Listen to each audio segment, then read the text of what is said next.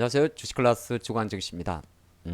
점핑 증시란 표현 자체가 지난주에 우리나라 코스피가 이틀 만에 100포인트가 올랐습니다. 그리고 외국인 매수는 이틀 동안 1조 9천억, 대략 3조 정도가 들어왔죠. 그래서 다음 주 이제 2월 5일 날 밸류 프로그램에 관련해서 가이던스가 발표된다 하는데 이게 이제 언제까지 진행될지, 그리고 여기서 우리가 어떤 인사이트를 가져가야 될지, 이게 중요한 한 주가 될 것 같습니다.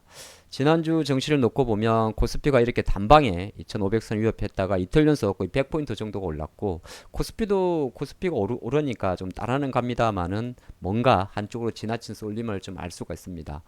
그리고 미국 증시 같은 경우도 주간 기준으로 놓고 보면 역시나 이제 다우존스 지수 같은 경우 상당히 견조합니다. 그래서 지금 4주 연속 강세를 보여주고 있고요. S&P 500도 마찬가지, 나스닥도 마찬가지입니다. 약간 주춤했던 반도체 지수도 지난 금요일에는 약간 보면 이제 주춤했던 엔비디아가 다시 한번 빛을 발하면서 상당히 좀 흐름을 보였고, AMD 같은 경우도 실적 발표하고 잠깐 주춤했습니다만은 미국만 놓고 보면 이야, 세상에 이렇게 한국의 반도체는 왜 이렇게 오르지 않나 할 수 있을 정도로 상당히 견조하고, 뭐 유가라든지 주변 변수는 나쁘지 않습니다. 우리나라 기준으로 볼 때 일본 증시 말고요, 중국 증시는 조금 부진하게 마감을 했습니다. 지난주 금요일 날.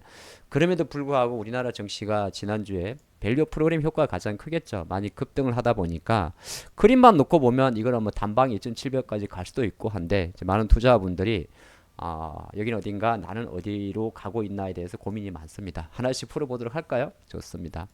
자, 미국의 고용이 발표됐는데 미국도 지금 되게 좋은 것만 받아들입니다. 비농업 부문 급여, 그러니까 쉽게 말해서 취업자 수를 말하는데 35만 명 정도가 나왔습니다. 고용이 좋게 나오면 보통 우리는 어떻게 해석하냐 하면 미국의 기준금리 인하할 확률은 낮구나.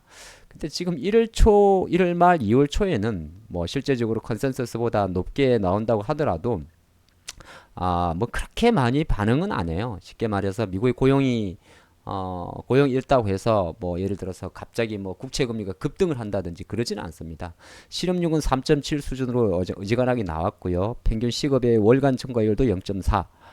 노동활동 참가율도 62.5. 그래서 지금 미국 증시는 이렇게 나왔다 하더라도 실제적으로 미국의 기술주나 M7 종목들은 화려하게 나옵니다. 그래서 여전히 마이크로소프트나 구글은 상당히 견조하고, 실적을 발표하면서 5천억 달러의 배당을 발표했던 메타 같은 경우는 20%가 올라버렸죠. 그러면 이걸 봤을 때 우리는 그런 느낌이 듭니다. 야, 역시나 이게 한국에는 조금 낯설지만 미국 기업들을 놓고 보면 이게 실적도 실적이지만은 이렇게 자사주 매입이라든지 추준 환원 정책에 대해서 미국 정신은 얼마나 견조한지를 알 수 있고, 여기서 잠깐 이런 생각이 들죠. 애플의 비전 프로에 대해서 말은 많죠. 아마 지금 보니까 약간 혹평 이야기가 나오는데, 혹평 이야기 때문에 한국에서는 다음 주에 어느 정도 비전 프로 관련주가 조금 주춤할 수가 있습니다. 왜냐면 그쪽은 지금 장의 결이 아니니까. 하지만 기업의 주가는 상당히 견조하다는 거죠. 왜 그러냐면 애플은 실제적으로 우리나라 만약 주주 환원 정책으로 놓고 봤을 때는 확실히 삼성보다는 높은 주주 환원율이 보여집니다. 보통 배당 성향이라 이야기해야 될까요? 배당 성향이라는 건 이제 기업이 벌어들인 이익을 배당금의 비율을 말하는데, 이익 중에서 뭐 한 두 자릿수가 아마 제가 높은 걸로 알고 있어요. 한국은 배당 성향이 두 자릿수 넘는 경우가 거의 없습니다. 근데 이제 그게 앞으로 지금 장에 뭐 이 급등의 배경이 될 수 있지는 않겠죠. 되겠죠. 예, 그런 관점을 보면 되고. 근데 이렇게 고용이 좋게 나왔다고 해도 미국의 뭐 여타 재반 변수들의 변화가 크냐? 그리 크지는 않습니다. 같이 한번 보도록 할까요? 그럼 제일 먼저 이제 통화시장을 잠깐 보면, 물론 지금은 여전히 통화시장은 정시에 대해서 그렇게 우호적인 환경은 아닙니다. 제일 먼저 보면 달러 인덱스는 여전히 높죠. 달러 인덱스가 미국 고용 조정 발표되고 104까지 튀었기 때문에 우리나라 관점에서는 이제 월요일 날 원화 환율이 다시 튀을 수 있는 확률이 되게 높습니다. 그러면 확률적으로는 외국인들이 저렇게 많이 샀지만 환율만 놓고 보면 많이 사긴 좀 어려운 환경이 있을 것 같고, 또 금요일날 중국 증시가 워낙 흔들리면서 실제적으로 위안화가 다시 올라왔기 때문에 외환시장 관점에서 놓고 보면 다음 주에 지금 우리나라 원화 환율이 1330원대로 부쩍 뛰었지 않습니까? 우리가 금요일날 여기서 확인한 바에 의하면은 대략적으로 원화 환율이 이렇게 1322원에 있지만은, 여기 환율을 보니까 고용 동향 나오면서 이만큼 튀었기 때문에 한편으로 놓고 보면 환율이 많이 튀어 올라서, 예를 들어서 외국인들이 정말 주식을 많이 샀는데 엄청 많이 샀어요. 많이 샀는데 약간 주춤할 수 있습니다만은 이 주춤한 외국인 매수 자체가 주춤하지 않다는 것은 뭐냐면 실제적으로 외국인들은 최근에 환율인 건 불구하고 1월 19일부터 오른쪽인데요. 1월 19일입니다. 1월 19일부터 지금까지 계속 주식을 매수를 해주고 있습니다. 그래서 제가 계산해 봤더니 대략 2조, 5조 2천억 정도를 매수했어요. 그러니까 5조 원 이상의 금액을 1월 19일부터 계속 매수했습니다. 왜 자꾸 1월 19일날 포커스를 맞추느냐? 실제적으로 1월 19일부터 모든 틀은 바뀌었습니다. 그거는 우리가 인지를 해야 되는 부분이고요. 뭐 예를 들어서 이거는 이제 현대차에 대한 그림인데 현대차보다 조금 더 쉬운 게 이 KB금융이 되겠죠. KB금융의 투자자별 동향을 한번 잘 보시면 정확하게 1월 19일부터 본격적으로 움직이게 됩니다. 외국인은 한 이틀 정도 있다가 들어왔고 기관은 이때부터 들어왔죠. 그러면 우리가 아주 기분 나쁘지만 어떤 투자가의 관점에 따라서는 기분이 나쁠 수가 있습니다. 아니 이거 정시 죽이려고 그러냐. 벨로 프로그램 효과 언제까지. 이것 때문에 이렇게 볼 수 있는데 아까 잠깐 보던 거 예를 들어서 미국의 고용이 잘 나왔어요. 잘 나왔기 때문에 오히려 금리 인하 확률은 떨어졌을 것이고 그런 관점에서 놓고 봤을 때 이 환율의 흐름 자체가 분명히 정시 비우호적인데 최근 1개월 동안의 우리나라 환율의 흐름을 가만히 보게 되면 제가 아까 보여드렸죠.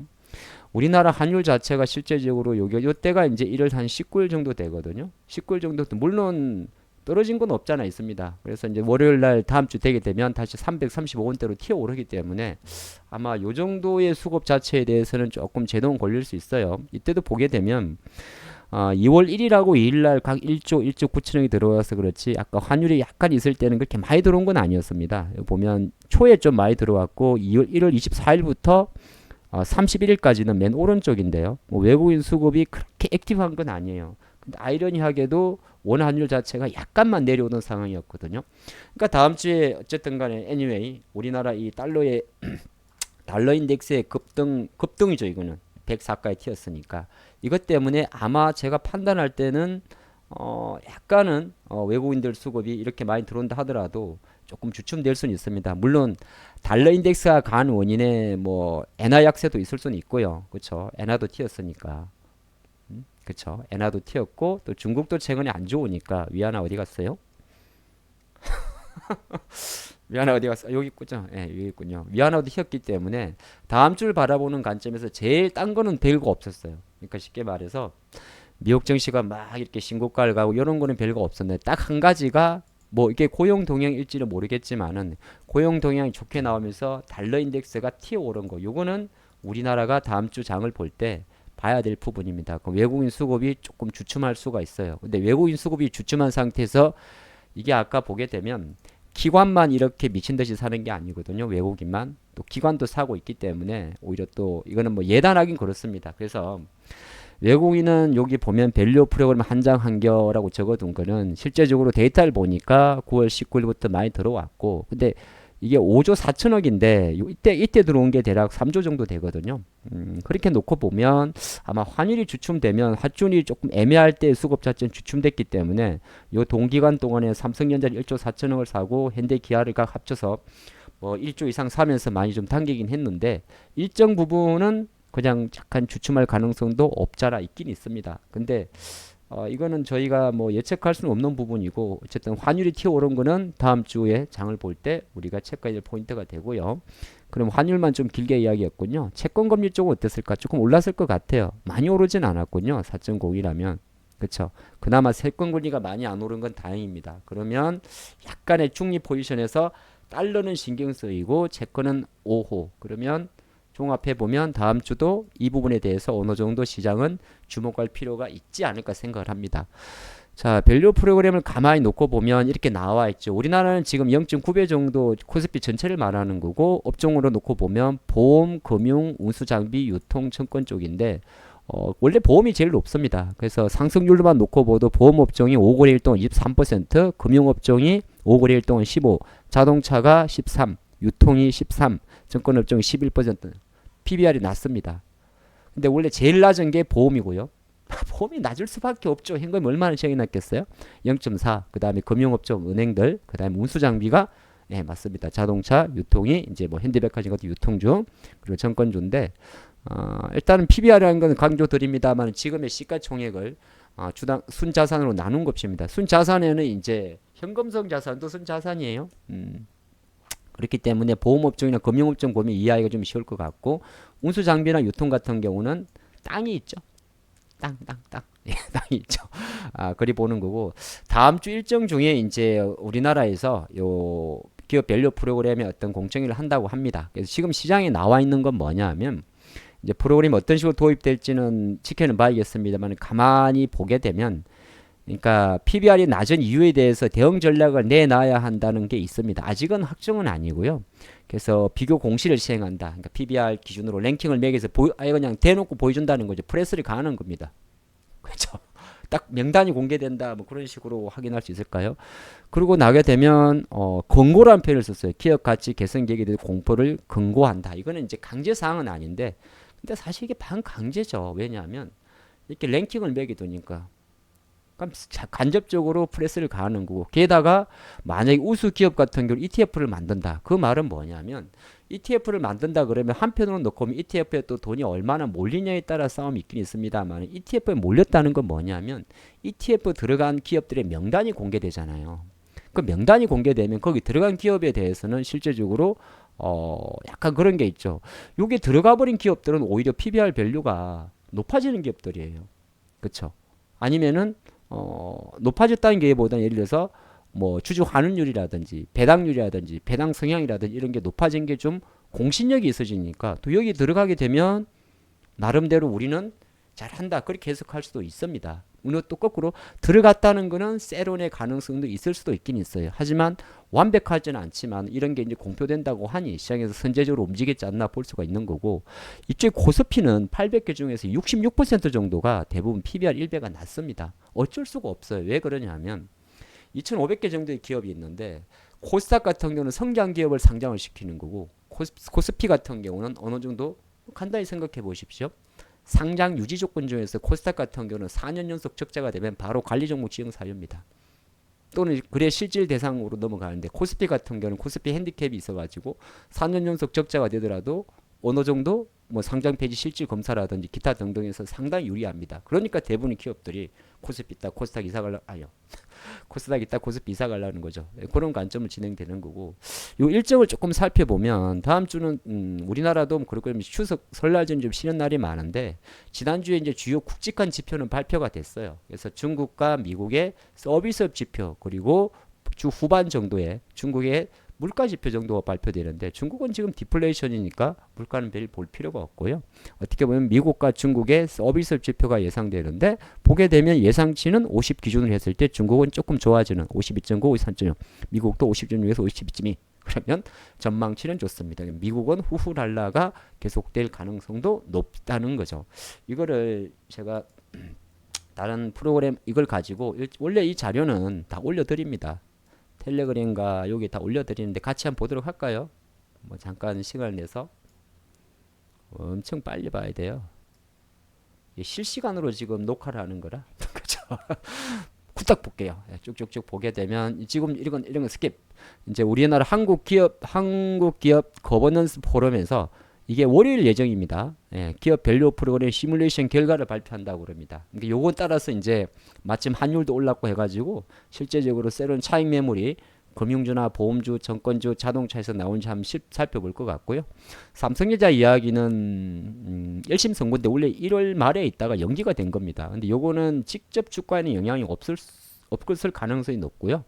요거는 보통 이제 삼성전자 M&A에 대해서 좀 기대감을 가져가는 건데, 아마 주가랑은 바로 삼성전자랑은 바로 연결되지는 않을 거예요. 이제 결과가 나오고 나서 추정할 수 있는 거는 뭐 삼성이 반도체라든지 기타 등등 뭐 이런 데 투자하는 그런데 만약에 이제 집행유예로 이렇게 나오게 되면, 원래 이게 아마 검찰에서 5년 집행유예에 3년징역 그렇게 돼 있죠. 요거 이제 한번 확정 신고가 선고입니다. 요거는 요거 한번 지켜볼 만하고, 포스코 인터내셔널은 개별 재료입니다. 전기차 감속 1조 수주에 대한 제공식 시한이 있고요. 다음 주는 화요일 같은 경우는 그냥 제끼입니다. 제끼는데 뭐 대통 실적 발표 같은 건 다 개별이니까 참조하시고, 수요일이 이제 우리나라 관점에서는 코스닥 관점에서 약간 D-데이죠. 바로 에코프로 그룹주들의 실적 발표가 예상되어 있습니다. 에코프로 머티는 지난주 금요일 날 영업이익 추정치를 먼저 영업이익은 아니고 원래 매출액하고 영업이익이 전일 대비 플러스 마이너스 변동성이 크면 사전 공시를 하게 되는데 이미 이제 매출은 증가했지만 영업이익은 상당히 적자가 났었죠. 근데 이 기업들도 어느 정도 주가가 이제 선반영되지 않을까 요거 이슈 하나 하고 두 번째는 그래도 안 좋은데 왜냐하면 지금 실제적으로 미국에서도 전기차 쪽은 좋은 게 없어요. 네, 그거는 확실한 팩트입니다. 미국도 마이크로소프트나 반도체나 메타나 아마존이나 이런 쪽은 좋고 나머지 엘라이릴리나 제약주라든지 정유주라든지 이런 건 좋고 앨범알이나 리비안이나 이런 거는 별로 좋은 건 아닙니다. 테슬라도 마찬가지고요. 그래서 요게 아직까지 2차 전지주가 완벽하게 장애 바닥을 찍었다 말할 수는 없습니다. 근데 어느 정도 이제 시장의 어떤 수급 메커니즘 관점에서 저점을 좀 형성한다. 그 과정으로 보시면 되고요. 자, 중국의 모블가 지표 있고 포스코홀딩스 차기 회장 이거는 이제 여기 당장 움직이지는 않습니다. 2월에 차기 회장 발표되면 2월 중으로 이제 선정하게 되고 아마 최종 결과도 나올 겁니다. 그러면 이제 3월 주총에서는 그냥 거수만 하면 되는 거고요. 그리고 대진이나 ARM 홀딩스 실적 있고 그 다음에 쭉쭉 휴장으로 들어가는데 이거는 뭐냐면 이게 당장 다음 주에 현대차 쪽으로 영향을 안 미칠 수 있는데 지금 현대차 그룹주의 주가 흐름은 밸류 프로그램이니까 근데 세계 5대 모터쇼 중에서 시카고 모터쇼가 작년에는 아마 허야무야 된 것 같은데 우리가 설날 연휴 기간에 쉬는 동안에 미국 시카고에서는 2월 10일부터 19일까지 시카고 모터쇼가 개최됩니다. 개최된다는 건 한편으로 놓고 보면 당장 뭐 주가는 움직이지 않습니다만은 항상 지금 밸류 프로그램 때문에 올라오는 또 저런 거 일정 나올 때는 대부분이 모비스나 이런 기업들이 주목을 받게 되는데 뭐 지금 올라가는 상승이야 모비스가 밸류 프로그램 관련으로 움직입니다만은 자동차 관련 이벤트가 있다는 거는 한번 캐치하면 좋을 것 같습니다. 조금 길어졌는데요. 여튼 다음 주는 점핑 정시, 점핑한 정시의 추가 상승력. 근데 아마 제가 볼 때는 그렇게 이게 너무 많이 올랐어요. 당분간에 팍 올라가지고 약간은 주춤할 것 같습니다. 근데 그렇다고 해서 뭐 우리가 여기 주춤한다고 해서 뭔가를 의기를 세울 건 아닌 것 같고 어쨌든 너무 빨리 올라간 거는 약간 조심을 해야 될 부분이고 조심한다고 바로 이게 급등주 바로 이렇게 팍 하진 않아요. 왜 그러냐면 말이 조금 길어졌구나. 이런 종목들이 만약에 이런 금융주들이 이렇게 갑자기 여기서 갔다고 5만 5천 원까지 다이렉트로 내려가는 건 아니거든요. 그러려 그러면은 뭐 기관이나 외국인에서 팍팍팍 팔아야 되는데 최근에 들어온 자금 자체가 외국인이나 연기금 쪽이기 때문에 아마 조금 주춤한다 그래도 느리게 할 것 같고 그러면 두 가지입니다. 다음 주에 어느 정도 팍 점핑을 했기 때문에 조금 내려올 때 과연 밑에서 누가 올라가냐가 우리가 싸움이죠. 관건이죠. 그게 실제적으로 다시 한번 뭐 이쪽에서 엔비디아나 AMD 쪽에 갔으니까 삼성전자나 하이닉스가 받쳐줄지 아니면은 그쪽으로는 어차피 수급이 좀 그러니까 역시나 사각지대 관점에서 자동차가 조금 더 잡아줄지. 근데 자동차도 약간은 오버슈팅의 영역이 없잖아 있어요. 오늘은 좀 어렵네요. 자, 그래서 그렇게 보시고 중요한 거는 반도체는요에 대해서도 사실 지금은 중립 의견입니다. 저는 그렇게 봐요. 그래서 아마 워낙 이제 쏠림이 한쪽으로 팍 들어왔기 때문에 다음 주 증시 같은 경우는 쏠림의 반작용 측면에서 좀 보셔야 될 것 같습니다. 그러니까 쏠림의 반작용이 뭐냐면 확 저쪽으로 밸류 프로그램 관련주로 움직였기 때문에 저쪽 종목들이 아까 봤던 대로 원화 환율이 갑자기 튀어오르면서 조금의 차익 매물을 유도할 때 이제 밑에서 받치는 종목들의 탄력성인데 보통은 주도주가 팍 갔다가 꺾이면 밑에서 돌아오는 종목들이 세게 붙지는 않습니다. 잘잘하게 붙어요. 그래서 우리는 그런 이야기를 하죠. 한번 팍 올라가면 그쪽이 내려가는 속도하고 밑에서 붙이는 속도를 좀 같이 보셔야 되거든요. 그런 관점에서 본다면 다음 주 정시는 아마 뭐 추정컨대 약간은 너저분할 것 같습니다. 하지만 우리는 그 중에서도 너저분하지 않게 양봉 종목을 잘 내 포트에 담으셔야겠죠. 저도 이렇게 결론 내기가 쉽지 않아요.